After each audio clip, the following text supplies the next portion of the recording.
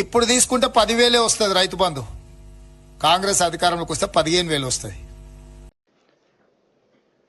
రైతు భరోసా కార్యక్రమంలో భాగంగా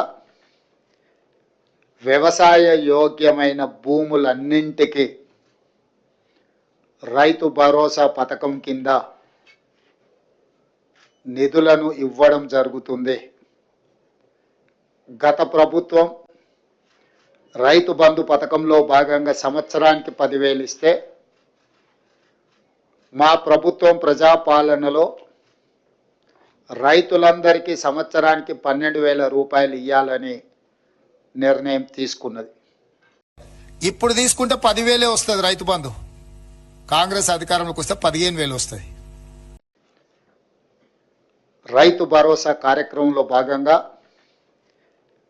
వ్యవసాయ యోగ్యమైన భూములన్నింటికి రైతు భరోసా పథకం కింద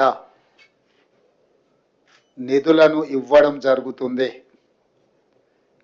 గత ప్రభుత్వం రైతు బంధు పథకంలో భాగంగా సంవత్సరానికి 10,000 ఇస్తే